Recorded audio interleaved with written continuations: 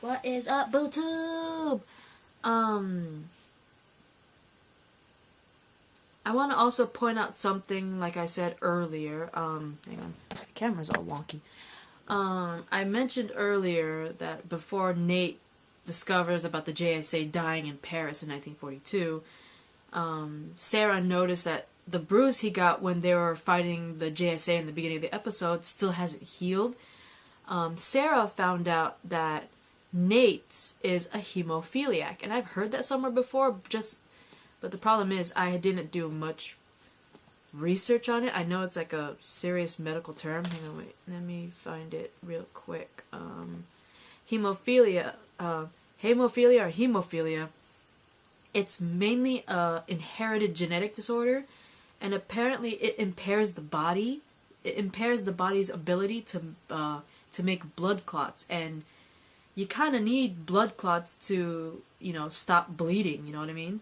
It's a process that helps stop the bleeding, and since his body can't do that, his body will always bleed, right? And this results in people bleeding longer after injury, easily bruising, and also increases the risk of bleeding inside the joints or even in your brain. Those with the mild disease may only have like symptoms after an accident or during surgery. And bleeding into the joint can also result to permanent damage, while bleeding in the brain can also result into long-term headaches, seizures, even decreased level of consciousness, you know what I mean? So, yeah, that's what he is. And hang on for a sec, let me close something real quick. That was my research on hemophilia. But anyway, that comes into effect later on. I'll get to that in a bit. Anyway, what I left off on is as the, JSA and Legends team up to get, what was it again? To get the amulet away from the Nazis, Krieger ends up using, during the whole fight, Krieger ends up using a serum that turns himself into a super strong creature, which kind of looks reminiscent to, Hyde from the League of Extraordinary Gentlemen movie. Okay, look at that movie and look at Hyde there, and you'll see it kind of looks alike. But anyway, that guy ends up knocking out Ray. Krieger as a super creature ends up knocking out Ray and Amaya, and they managed to get the amulet, but unfortunately they are forced to retreat because of Super Krieger, leaving both Ray and Amaya to end up getting captured by the Nazis. And Krieger, finding, he was going to kill both Amaya and Ray pretty much kind of bargained with him. He's like, don't kill Amaya. I'm a scientist. I built my suit that you're seeing right there. I can help you replicate the serum that made you a super being, right? So he's like, okay, make that super being so I could become a super creature again, and maybe make multiple of them, like a whole Nazi army, right? So as that's happening, the JSA and the Legends are discussing how they're supposed to rescue them, right? Well, the Legends are trying to find a way, while I think Commander Steele's like, if Amaya dies for the cause, she died for the cause and all this stuff, but the Legends managed to convince Commander Steele and the rest of the JSA to come up with a plan and team up to rescue them both. And Martin realizes, he's not suitable as team leader, right? And seeing how because Sarah and Commander Steele have been butting heads for a while. Like, in the beginning, Commander Steele, as, Sarah was trying to talk to Commander Steele, saying, there's not really a leader here, Commander Steele pretty much, in a way, shuts her up. I think he's kind of like a sexist. He doesn't believe that a woman could be a leader, right? And also the fact, Martin is older, wiser, obviously might have more experience, right?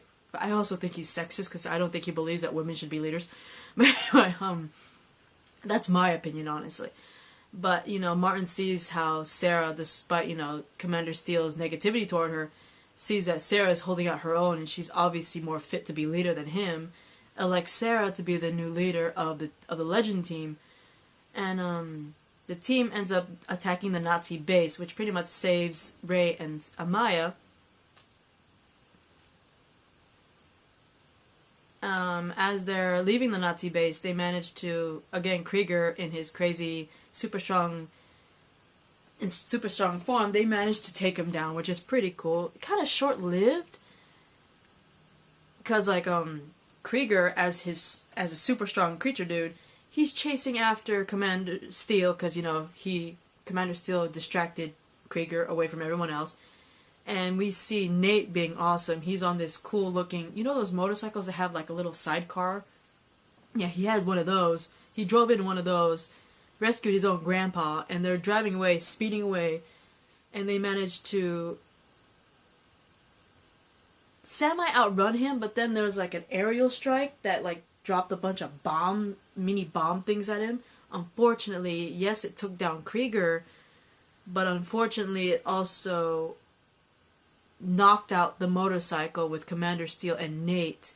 And unfortunately, Nate, because he's hemophiliac, he is very critically injured in the process, and he can't heal properly because he's a hemophiliac. Right? Remember, his blood can't clot.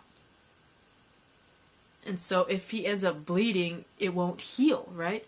So like he's on the verge of dying. And I forgot to mention, before the teams actually save Rey and Amaya, Rey actually manages to replicate the serum. The only difference is he tweaked the serum to the point where it will make the person strong, but it won't turn them into one of those giant beasts, right? And Rey was about to use it on him, but that's when the team came to rescue them and attack the Nazi base, so he never got to use it. And as Nate is like practically dying there, Rey actually gives the serum, the only little serum he made, and gives it to Nate to save his life, which obviously it saved his life. He's no longer in critical condition. Everything was healing and everything. And I forgot to mention during the episode, Rey and Amaya said some things to Rey where she's like, "You're not a superhero because all you are is a guy in a suit." And I think that obviously offended Rey a little bit, you know what I mean? And when he was replicating the serum and then tweaking it so the serum could give super strong strength but not turn you into a Hulk monster, it was obvious he wanted to test it on himself. He was about to put it in himself before the team attacked the Nazi base. And, he gave up his only chance of becoming a superhero by giving it to Nate to save his life. And Amaya, she's like, "You may not be a superhero, but you don't have to be super to be a hero." And I thought that was pretty cool that they had that moment right there, that bonding moment, which was pretty cool. And, the Legends and the JSA, they leave on good terms. Of course, the JSA have the amulet, and which really sucks. After the Legends depart, though, unfortunately, Rex Tyler ends up getting attacked by Eobard Thawne. And of course, this obviously is not going to go well because we see a flashback of when the Rex Tyler that we saw in this, I believe the season finale, the Rex Tyler of the first season, the Rex Tyler we saw that crash landed in 2016 on the time ship, we saw that after he sent his message, "My name's Rex Tyler, I'm from the Justice Society of America, you guys sent me here because you guys are in trouble," apparently he just faded he just faded right in front of them. Kind of like how the TV screen he just faded in front of them, right? And apparently we find out that the reason why he faded like that was because Eobard Thawne ends up going to JSA headquarters, steals the amulet, and kills poor Rex Tyler right then and there. And sadly enough, Amaya, aka Vixen, she's like, "Rex, where are you?" And she sees him, and before he dies, he whispers to Amaya, "Time traveler," and then he dies. You just see Amaya like sobbing, right? Because she just lost a friend. You know what I mean? And so Eobard Thawne, I never expected him to be such a dick. I mean, oh my god.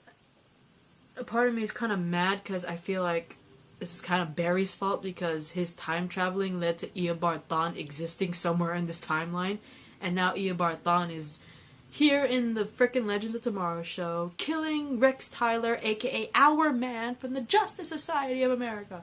And it's like, Barry, Because the Reverse Flash just killed our man from the Justice Society of America. I have a feeling, though, that this is gonna be one of the reasons why Vixen, aka Amaya, aka Vixen, will end up joining the team because of it. Because obviously, before Rex dies, the only thing he managed to tell Vixen is time traveler, right? And the only time traveler she knows is, of course, the Legends, right? So I think this is one of the reasons why the Vixen Amaya will end up with the Legends on their ship, right? But anyway, this is my reaction rant to I thought it was interesting. I wish there was more time with the JSA. I wish there were more.